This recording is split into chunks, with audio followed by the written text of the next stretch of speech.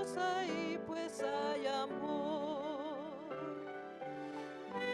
Edificamos familias, necesitamos del Señor.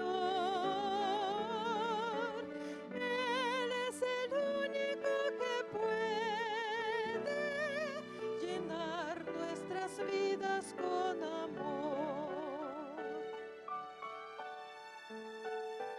Compartimos sonrisas y alegría, nuestros sueños se vuelven realidad, las palabras de aprecio nunca faltan, si Jesús es el centro del hogar. Edificamos familias, necesitamos del Señor. Él es el único que puede llenar nuestras vidas con amor. Tu iglesia, Señor, es la familia que nos une, alienta y da valor, de distintas naciones y colores, pero todos con una misma fe. Edificamos familias, necesitamos del Señor. Él es el único que puede llenar nuestras vidas con amor.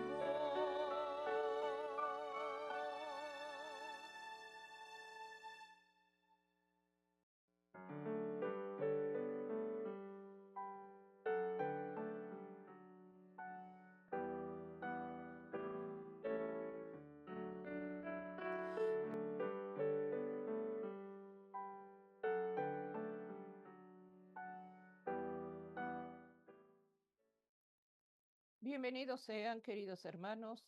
Agradecidos estamos al Señor por permitirnos entrar a tu hogar por medio de la red de canales del Evangelio Eterno. Ministerio de Oración, Sergio Huerta, Yolanda Huerta. Como matrimonio te damos la bienvenida. Este día estamos llevando los hogares, las familias, que es una institución sagrada del Señor. El Señor desea hogares felices, hogares integrados. ¿Y cómo lo vamos a tener? Teniendo a nuestro Señor Jesucristo en nuestro hogar a través de la oración. Por eso te invitamos al culto familiar. Antes de salir a hacer alguna actividad, un proyecto, un trabajo, acércate confiadamente a ese trono de gracia en familia para que Dios te dé gracia en tu hogar de poner un cerco protector. Para eso es la oración. Estamos llevando este día, hermanos, el culto familiar. Suplicamos al Señor que Dios dé gracia. Que Dios dé gracia en la familia, en el matrimonio y sobre todo en nuestros hijos y nietos. Que favorezca la oración. No dejemos de orar. Estamos en este día llevando la oración al matrimonio y pedimos su dirección del Espíritu Santo, que sea Él el que dé gracia en esta reflexión y que cada día nos hable y seamos sensibles a la voz de Dios. Bienvenidos sean. Ministerios de oración, cadenas de oración. Estamos llevando la familia. Hagamos oración por cada hogar y cada familia. Estamos llevando este día la reflexión que se dará, elegir determina tu destino. Llevamos este día la oración suplicando que nuestro intercesor, Cristo Jesús, interceda por el matrimonio. Para eso tenemos que buscar en oración la dirección para que Él dirija este ministerio y dé gracia en cada necesidad. Te invitamos, si deseas en esta hora acompañándonos en oración, pon tu hogar, pon a tus hijos, pon tu matrimonio. Estamos llevando la familia. Vamos a hacer la oración en este momento para que el Espíritu Santo nos dirija y guíe nuestras súplicas. Alabado y bendecido seas por toda la eternidad, Hijo de Dios. Digno eres, Señor, de recibir adoración, de recibir la gloria, la alabanza y el poder. Alabamos tu santa presencia, Señor. Deseamos de todo corazón estar agradecidos, Señor, agradecidos por ese precio que pagaste por la deuda, por esa deuda, Señor, que tú cubriste. Gracias por derramar esa sangre sagrada, gracias por pagar una deuda, gracias por unir lo que estaba roto. Gracias, Hijo de Dios, por esa sangre sagrada.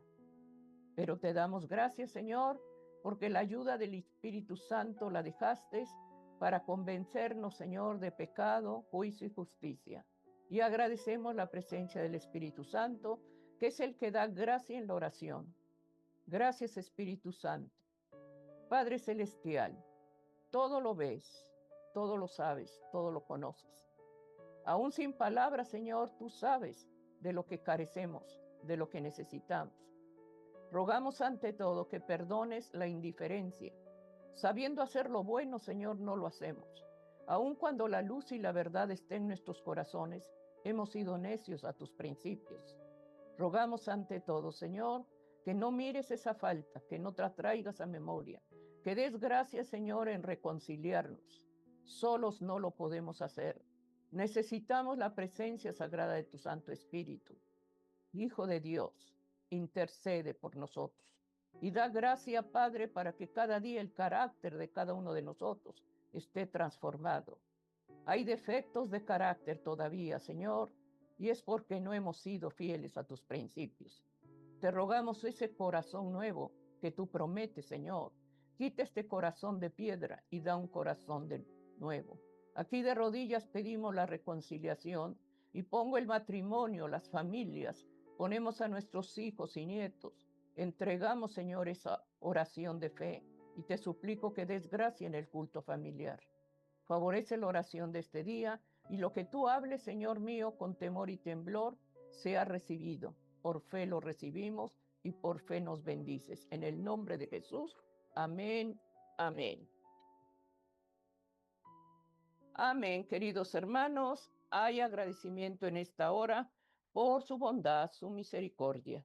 Y queremos poner la base del ministerio de oración, la palabra de Dios, que está en Primera de Corintios 10:23. Dice así, y está proyectada para que tú compruebes que lo que Dios habla está en este santo registro, en la palabra de Dios. Dice, todo me es lícito, pero no todo conviene. Todo me es lícito, pero no todo edifica. Claramente el Señor nos da su dirección. Todo me es lícito, pero no todo edifica. Y uno sabe, hermanos, porque Dios nos da entendimiento, nos da sabiduría, para saber qué es lo que conviene y qué es lo que nos destruye. Entonces, en este día estamos llevando, elegir determina tu destino.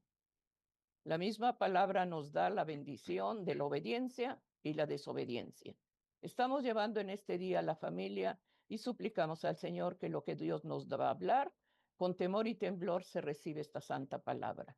Oigamos lo que el Espíritu Santo va a decir en este momento a los matrimonios y a ti y a mí que estamos oyendo la voz de Dios. Sergio, elegir determina tu destino.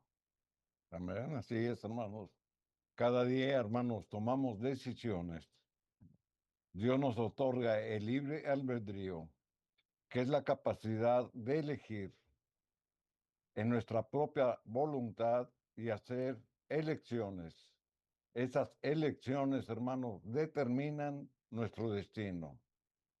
El resultado, hermanos, no es obra de la casualidad, sino es una consecuencia de las decisiones o de las elecciones que estamos haciendo, ya sea buena o sea mala. La Biblia, hermanos, enseña que Dios no obliga a nadie, pero sí sugiere en amor y por convicción, de acuerdo a su enseñanza, hacer elecciones correctas, porque estas van a tener influencia en nuestra vida personal, nuestra vida familiar, en nuestra vida comunitaria. Y ahí es donde nosotros vamos formando, hermanos, nuestro destino.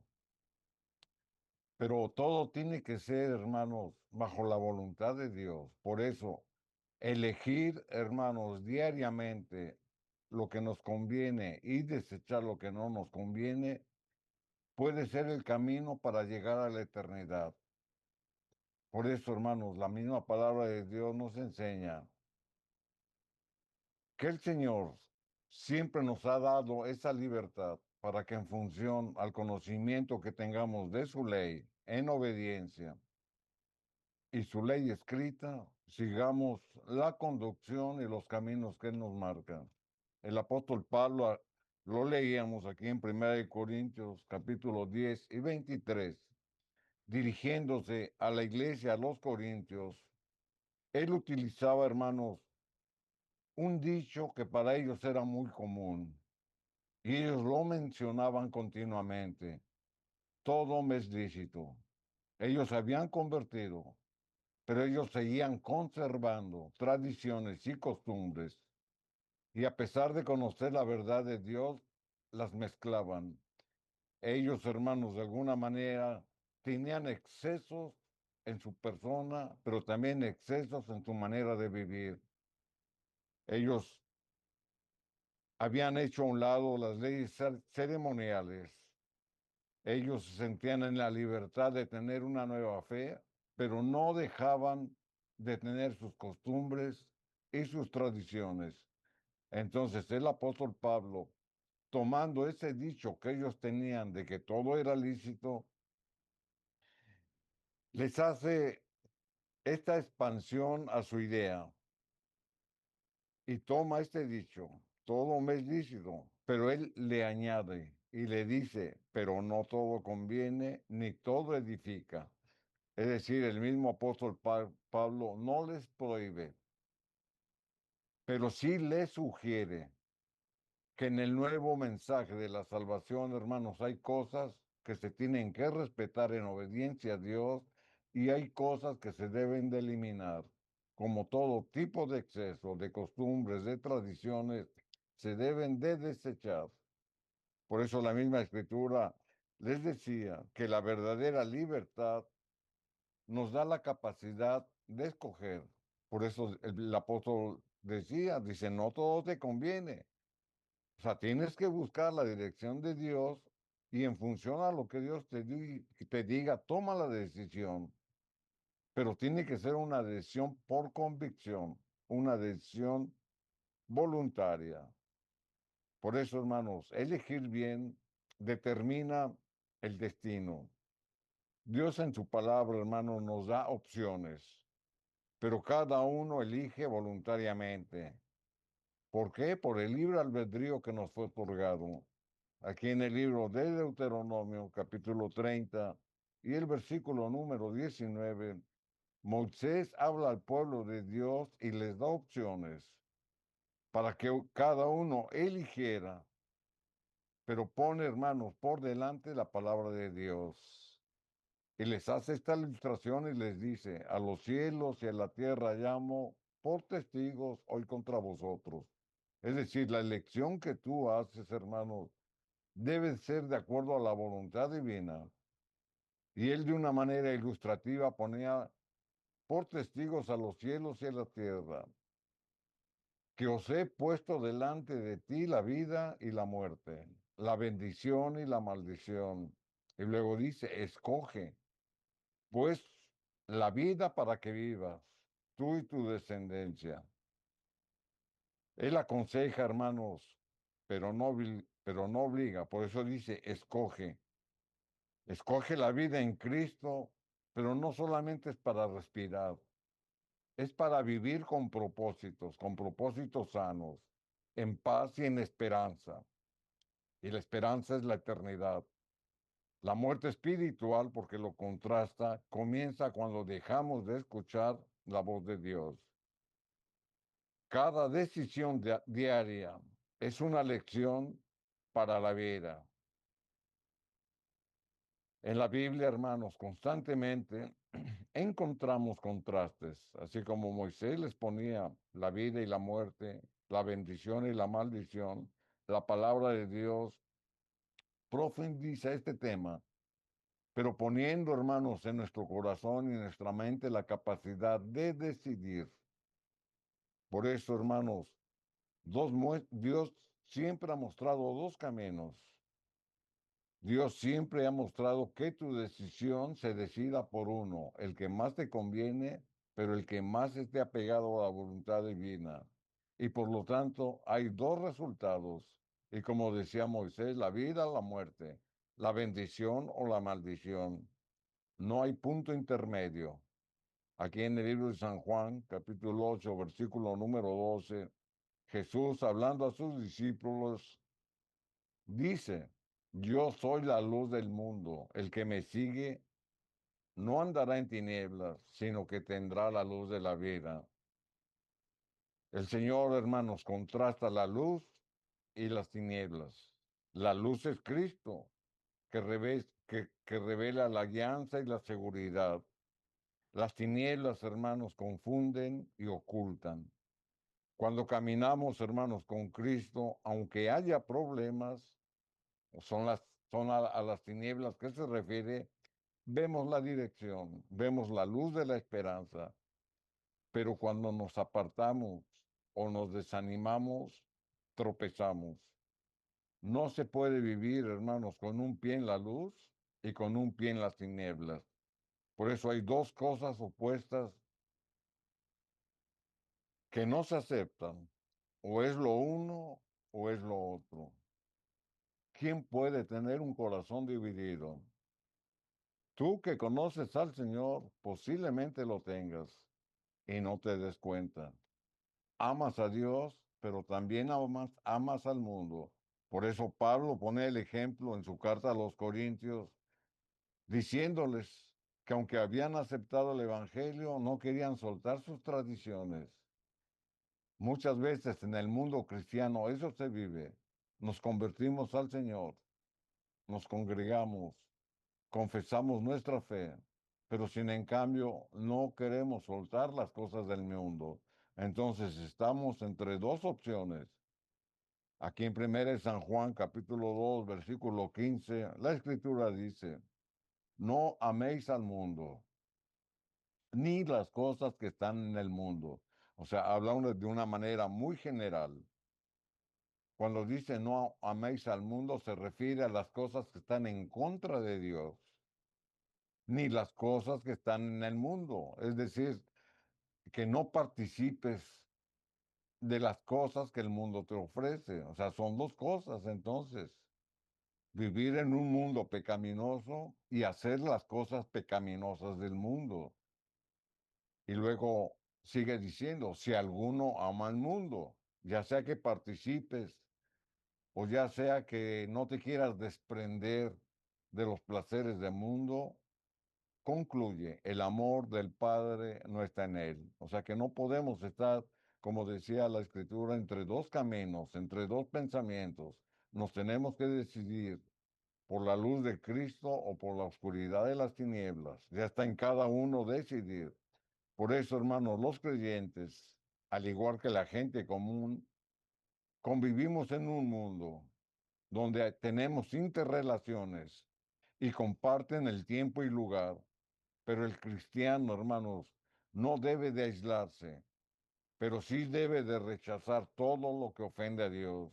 Es decir, rechazar el pecado en todas sus formas. Aquí en el en el versículo número 16, primera de San Juan 2:16, continuando con este mismo pensamiento, la escritura dice, y aclara por qué es lo que está diciendo. Porque todo lo que hay en el mundo, y entonces aquí ya pone, hermano, los motivos por los cuales nosotros, tal vez sin saberlo, podemos estar eh, en ese atrapados. Dice: los deseos de la carne, los deseos de los ojos y la vanagloria de la vida no provienen del Padre, sino del mundo. El apóstol Pablo, hermanos, señala tres áreas y él lo especifica. Dice: los deseos de la carne. ¿Y cuáles son los deseos de la carne? Todo deseo desordenado que proviene del cuerpo. como cuáles, como la masturbación, como el masoquismo, como la intemperancia y muchos algunos otros. Pero también sigue diciendo los deseos de los ojos. ¿Y cuáles son los deseos de los ojos? Los placeres mentales estimulados por la vista de lo que vemos, como por ejemplo la pornografía, la lascivia, la inmoralidad sexual y toda forma, hermanos, en que somos atraídos por lo que vemos. Y concluye la soberbia de la vida, es decir, toda el área moral que no se ha sometido a la voluntad divina, como por ejemplo la altivez, el orgullo, la pretensión, todos esos síntomas de debilidades del carácter en un cristiano, hermanos, ya no deben de existir. Por eso el apóstol Pablo especifica y señala estas áreas que son debilidades en las cuales muchos, aun conociendo de Cristo, pueden caer. Por eso la Escritura nos advierte y nos previene lo que conviene, pero también lo que no conviene. Y en el libro albedrío de cada uno, hermanos, tú decides. Y la elección que tú hagas va a determinar tu destino. Dios no obliga, hermanos. Dios convence. Dios convence por la escritura. Por eso estamos leyendo los versículos bíblicos. Porque la escritura a cada uno de nosotros, hermanos, nos ministra, nos redarguye, nos instruye, nos enseña en el área en que tú la necesitas. Así que hoy como en el pasado, hermanos, existe este tipo de situaciones dentro del cuerpo de Cristo. El profeta Elías también exhortaba a su pueblo. Aquí en el libro de Primera Reyes, capítulo 18, versículo 21, daba este consejo. Y acercándose Elías a todo el pueblo, dijo: ¿hasta cuándo claudicaréis vosotros entre dos pensamientos? Si Jehová es Dios, seguidle. Y si Baal, id en pos de él. Y el pueblo no respondió. El pueblo de Dios, hermanos, estaba en una encrucijada. Ellos decían adorar a Jehová, al Dios verdadero. Conocían la ley mosaica, pero sin en cambio también adoraban a los Baales, porque los Baales les presentaba toda forma de pecado con sus tradiciones y con sus costumbres que no querían soltar. Entonces el profeta les dice: bueno, decídete, obedece a Dios o ven en pos de los Baales. Ahí está la capacidad de elegir de cada uno. O sea, nos presenta las dos soluciones que nosotros podemos tomar. Pero sin en cambio, ¿cuál fue la posición del pueblo? Y el pueblo no respondió. ¿Y por qué no respondió? Simplemente porque su corazón estaba dividido. Porque aun y cuando por la exhortación ellos no querían dejar los placeres del mundo, entonces la misma palabra de Dios nos presenta, hermanos, que Dios a través de su palabra nos convence. El mismo Señor Jesucristo también lo menciona y también exhorta a sus discípulos y nos exhorta a nosotros para decidirse, para no divagar entre dos pensamientos. Aquí en el libro de San Mateo, capítulo 6, versículo número 24, la escritura dice: ninguno puede servir a dos señores, porque o aborrecerá al uno y amará al otro, o estimará al uno y menospreciará al otro. No podéis servir a Dios y a las riquezas. El profeta nos presentaba la diferencia que existe entre seguir al Dios verdadero, por el cual nos tenemos que decidir, o seguir, hermanos, la adoración al paganismo o la adoración a los placeres del mundo. En este caso, el Señor en sus propias palabras les dice: no, ninguno puede servir a dos señores. O sirves a Dios pero aquí ya les especifica otra debilidad del hombre, o las riquezas. No se refiere solamente a las riquezas materiales, se refiere a las riquezas en cuanto al conocimiento que tienen, pero que lo desprecian. ¿Por qué? Porque siguen otras doctrinas equivocadas. Por eso, hermanos, la Escritura lo dice muy claro. No puede servir a dos personas cuyos caracteres e intereses son opuestos. El que intenta vivir con Dios con un corazón dividido es inestable en todos sus caminos, porque no hay posición neutral. Vamos a ver un ejemplo de un corazón dividido, cómo actuó y qué resultado tuvo. Vamos a ver el caso de Judas Iscariote. Él tenía un corazón dividido entre lo material y la fidelidad a Dios. Vamos a leer aquí en el libro de San Juan, capítulo 12, y el versículo número 3, donde el contexto de esta historia bíblica nos presenta que Jesús visitó la casa de Lázaro con sus hermanas María y Marta. Cuando el Señor llega, Marta, hermano, se afana por limpiar la casa, por hacer cosas materiales. Pero sin en cambio vemos la posición de María. Y la escritura dice, tomó una libra de perfume, de nardo puro, de mucho precio, y ungió los pies de Jesús y los enjugó con sus cabellos. Y la casa se llenó de olor del perfume. Aquí se resalta que el ungüento de nardo puro era de un gran valor económico. Sin embargo, María, hermanos, no reparó en el costo, sino en ofrecer a Cristo lo mejor. Y esa es la enseñanza. O sea, no por lo que tuviera el valor material, sino por lo que representaba. Entonces María le dio lo mejor que tenía para el Señor, mientras Marta se afanaba por las cosas materiales. Pero uno de sus discípulos consideró que era un gasto necesario. Mientras María, hermanos, le daba lo mejor al Señor, mostrándolo de esa manera, uno de sus discípulos, hermanos, veía las cosas de otra manera.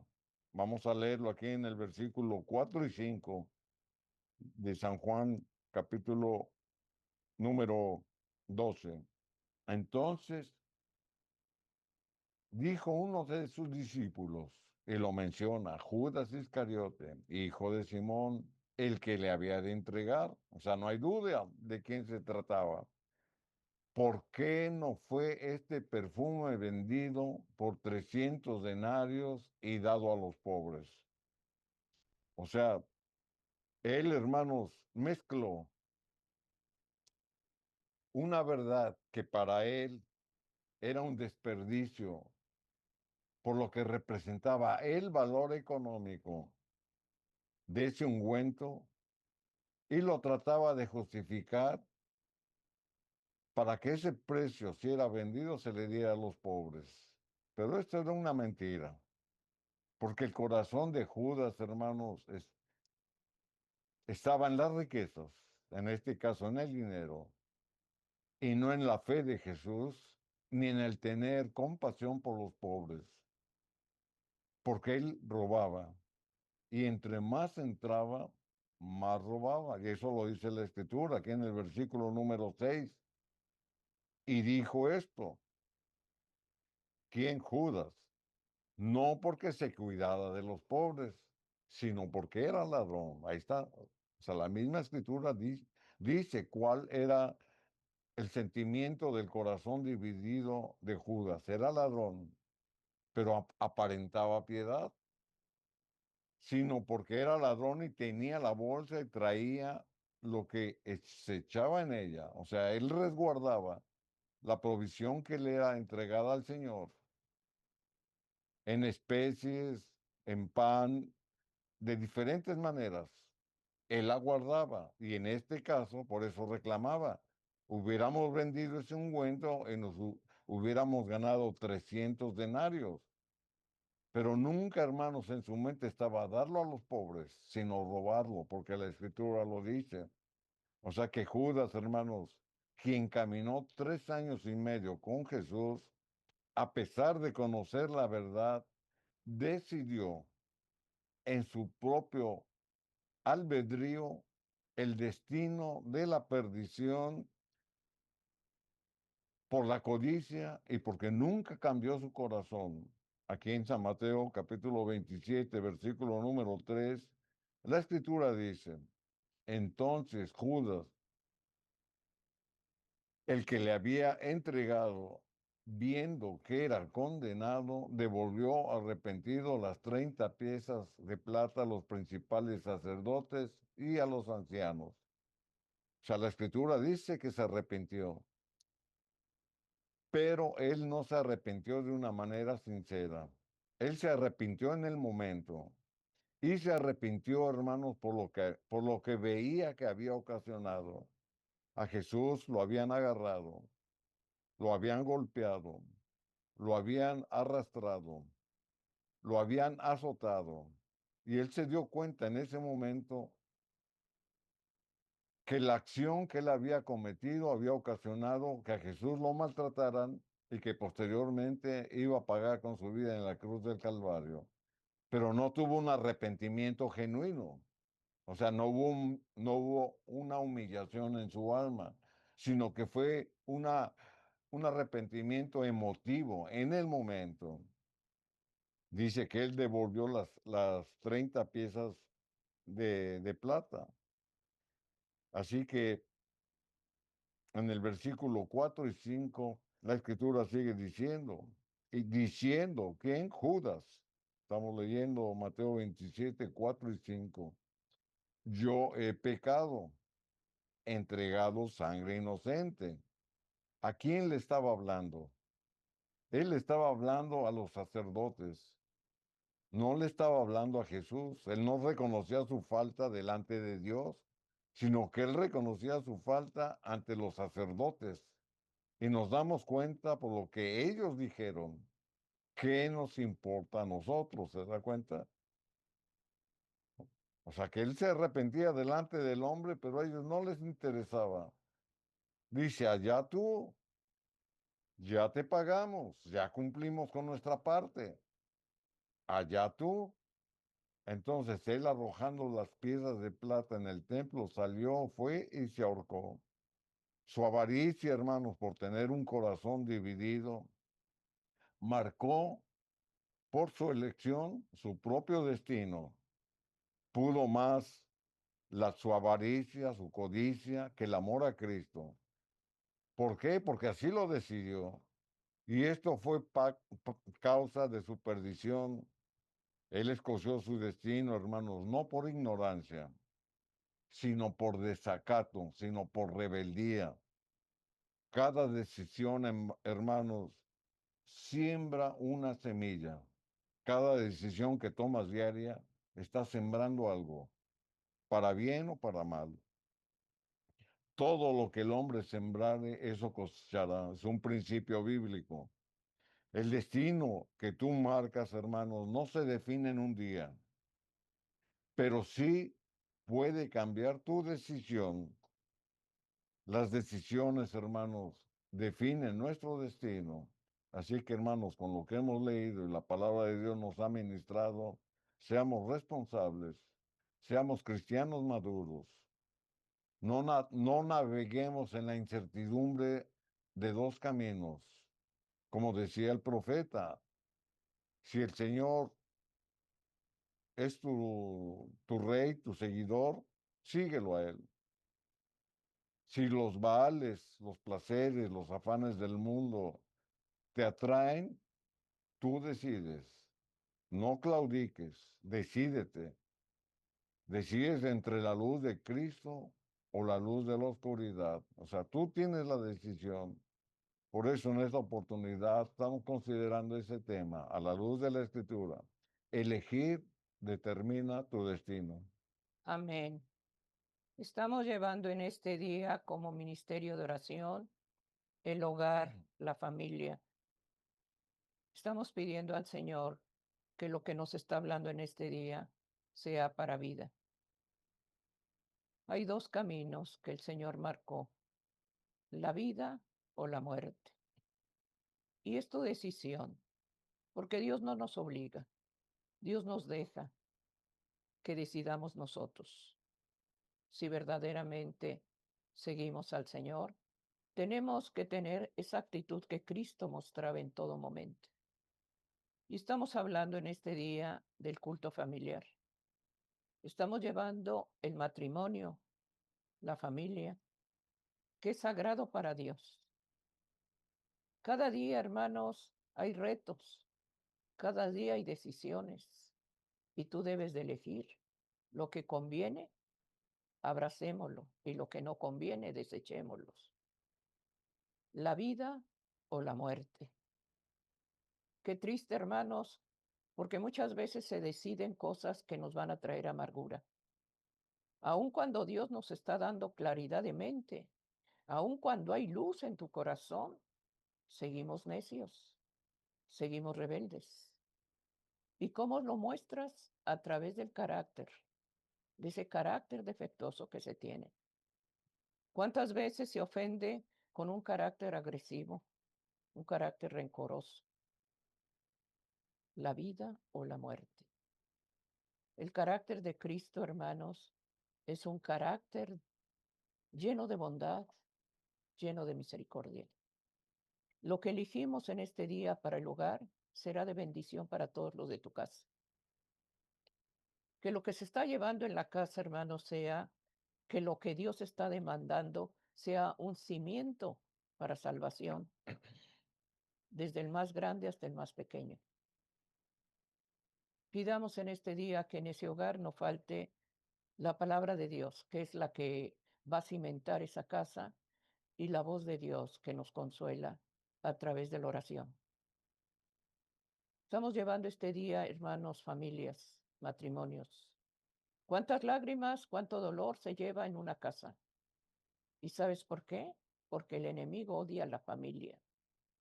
El enemigo odia ese amor tan grande que tiene el Señor para el matrimonio. Por eso estamos llevando en este día, hermanos, la oración. Si has sido lastimada, mujer, hombre, si has sido dañado, el Señor ve el corazón. Acércate a Él. Muchas veces derramamos lágrimas de dolor, de tristeza, y Él las sabe y Él las ve. Pero pidamos cada día que el carácter sea el carácter de Cristo en nosotros, que podamos vencer todo obstáculo, que le pidamos la fuerza y la gracia que solamente viene de su palabra.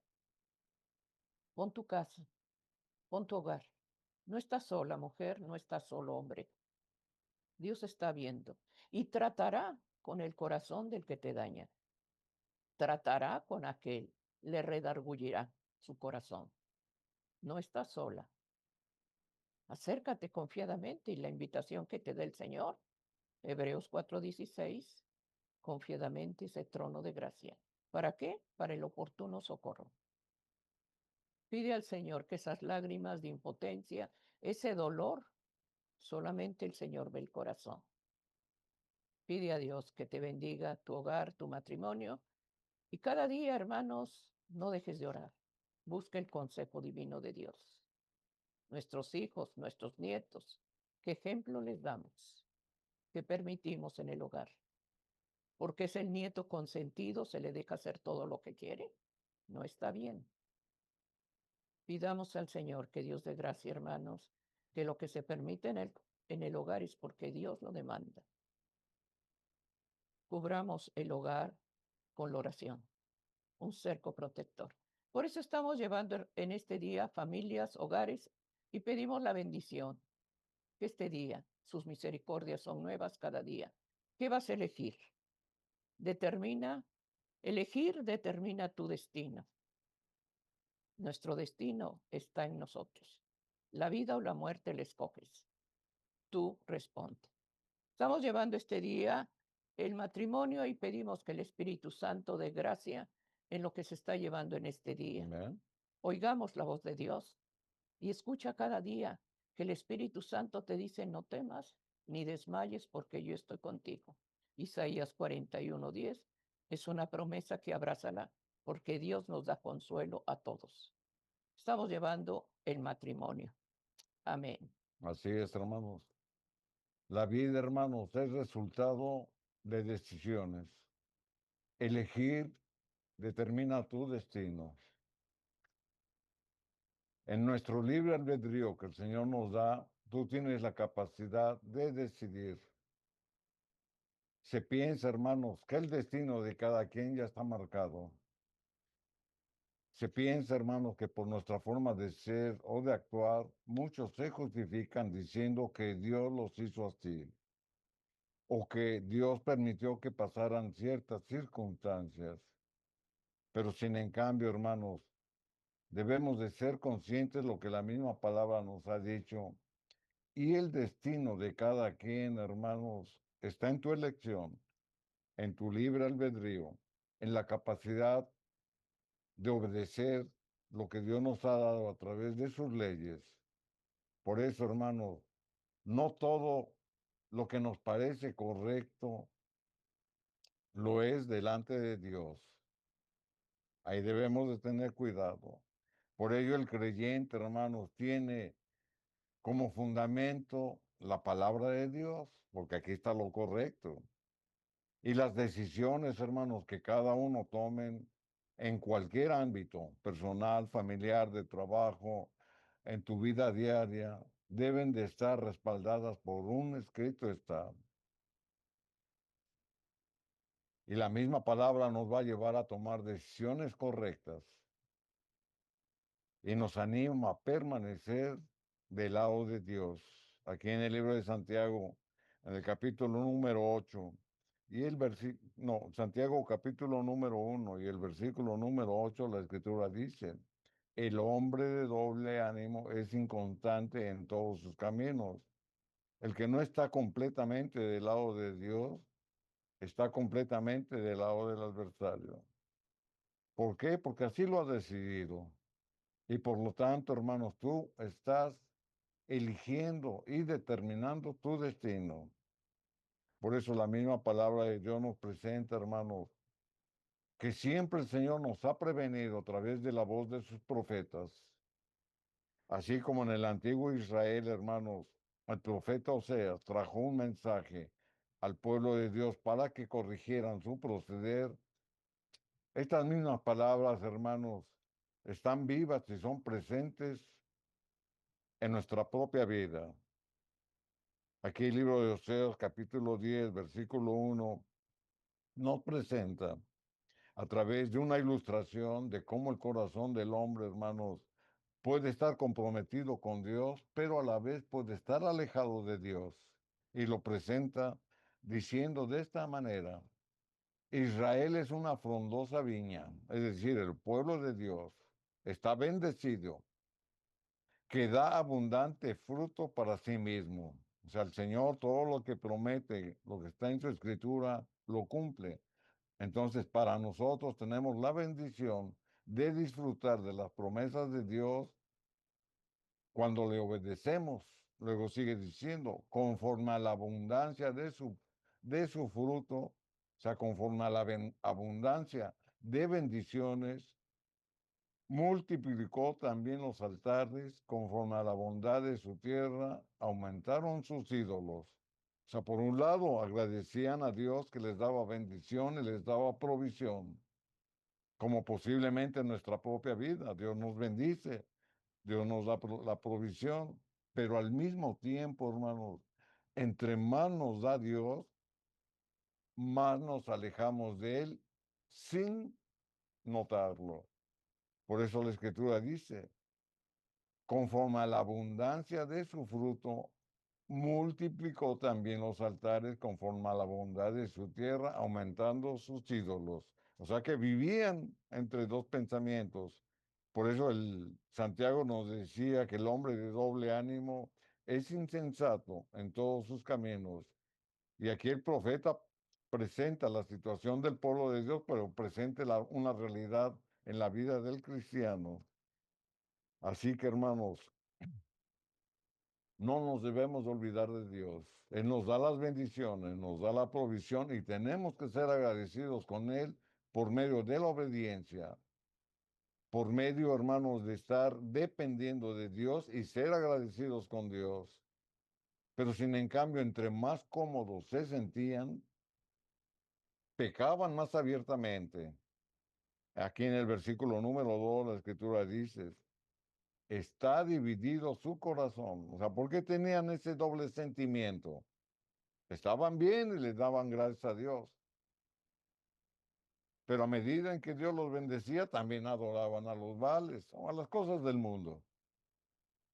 Y luego el mismo profeta les dice cuál es su condición y por qué su corazón está dividido. Ahora será hallados culpables. O sea que el hombre de doble ánimo, el que tiene su corazón dividido, el que adora a Dios y adora a los Baales, como usted le quiera llamar, porque lo hemos visto por la Biblia, serán hallados culpables, porque Dios no acepta, hermanos, un corazón dividido.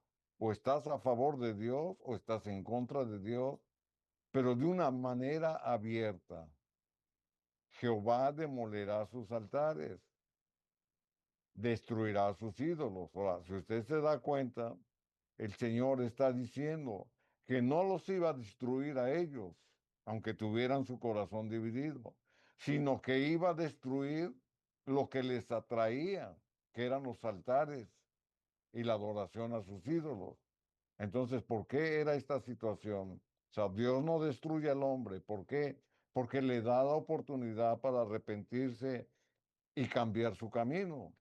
Pero sin en cambio sí va a destruir la maldad que los está atrayendo. O sea, que la misma escritura, hermano, nos señala que siempre tenemos la oportunidad para aquellos que están divagando entre dos pensamientos, tantito con Dios y tantito con el mundo, nos da la oportunidad de volver a los caminos del Señor.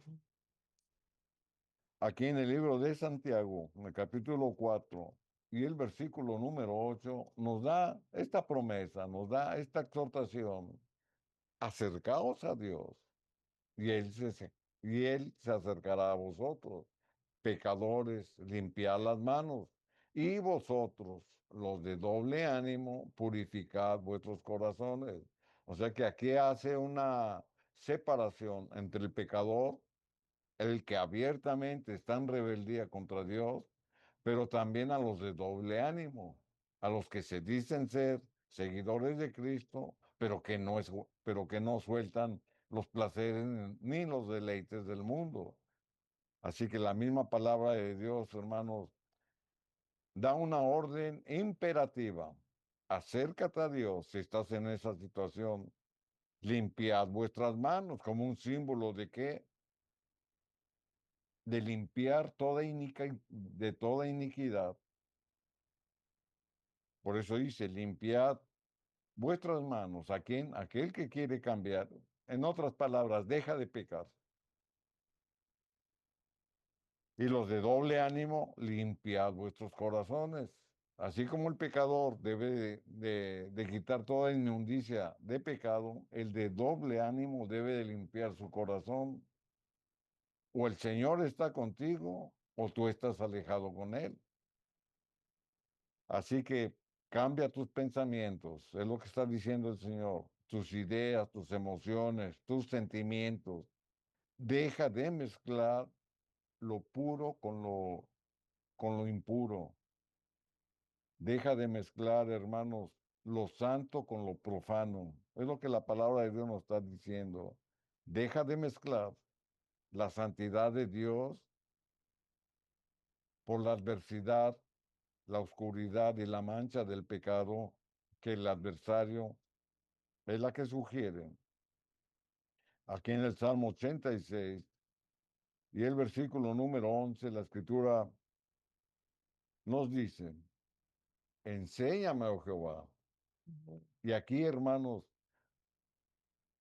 esta oración es la de un corazón arrepentido, dispuesto a cambiar, dispuesto a buscar la misericordia de Dios porque la conoce. si hemos pecado, si hemos caminado entre dos caminos, o tal vez, hermanos, estemos viviendo una vida doble.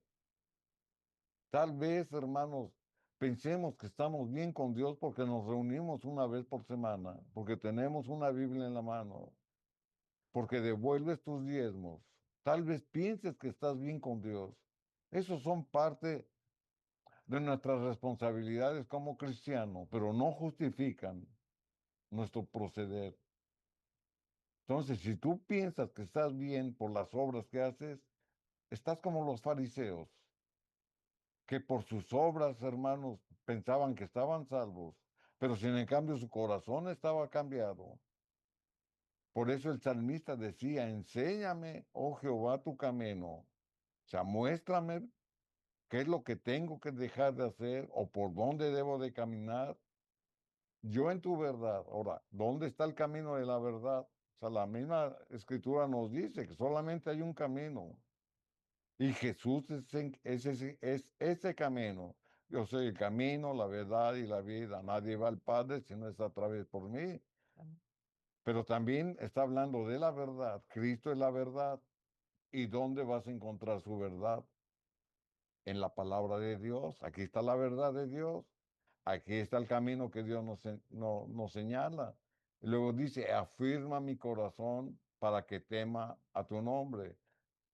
O sea que todos nuestros sentimientos, pensamientos, emociones, decisiones, toda nuestra voluntad debe de estar sometida a la voluntad de Dios, que la aprendemos, hermanos, a través de su palabra.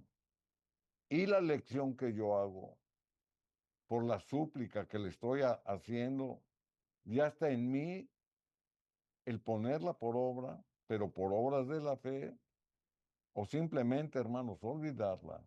Entonces, la decisión a tu destino, ¿quién la tiene? ¿La tienes tú? Amén. O sea, cada uno elige y determina su destino. El camino de Dios, hermanos, no se puede conocer por intuición. El camino de Dios se conoce por el conocimiento. Y ese conocimiento, hermanos, se debe de adquirir. Nadie nace sabiendo.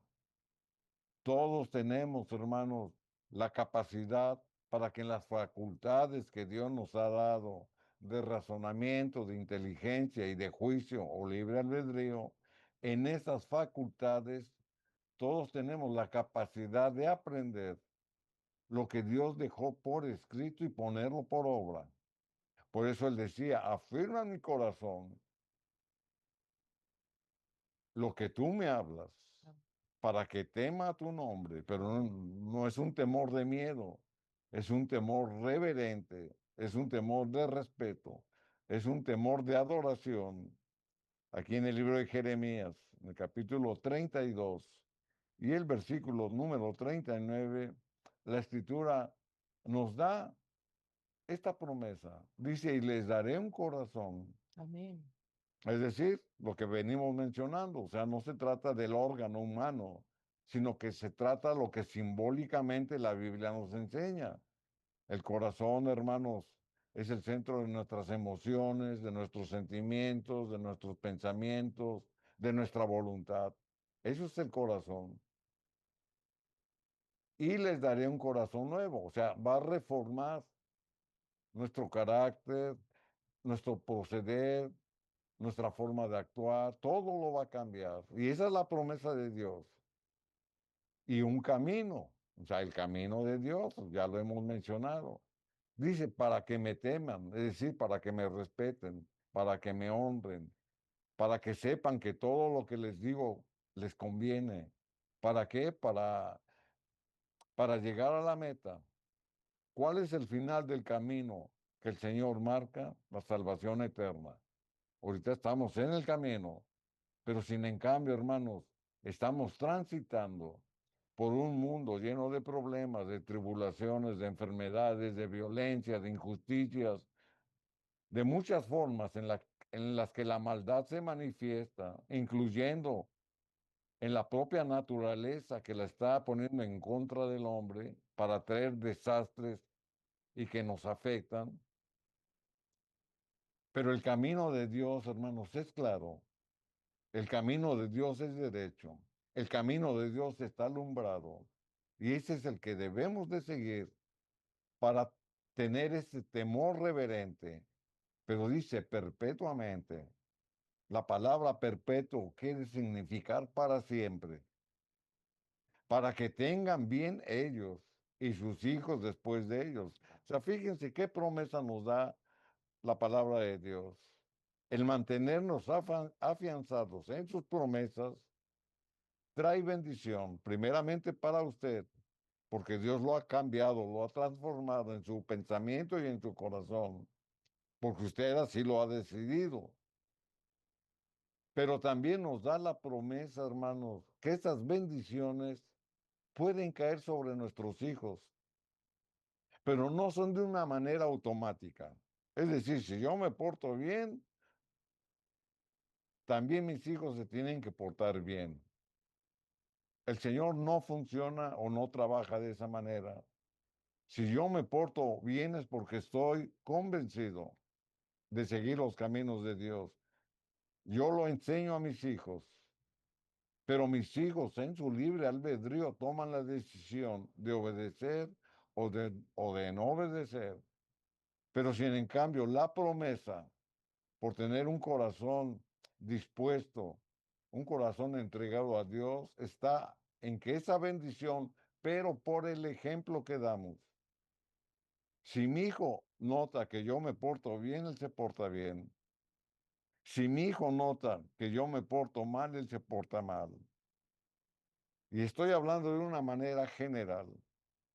Pero yo como sacerdote de hogar, como padre de familia, les debo de enseñar que a través de un culto, para adorar, para respetar, para glorificar a Dios, se tiene que hacer en el hogar. Entonces se crea un ambiente dentro del hogar de respeto, primeramente a Dios, pero también de sometimiento a los padres, porque es lo que estoy enseñando. Pero si soy un padre desobligado en todos los sentidos, entonces ¿cómo voy a exigir que mis hijos se porten bien? Por eso, hermanos, elegir determina nuestro destino. Y resumiendo lo que la Biblia nos ha dicho, tomemos la decisión, no estemos entre dos pensamientos. Está a nuestro alcance, hermanos, tomar decisiones y decisiones correctas para glorificar a Dios. Y esas decisiones van a definir mi destino. Y también pueden definir el destino de mi vida eterna. Obviamente mediante Jesús. Por eso, hermanos, elegir determina tu destino.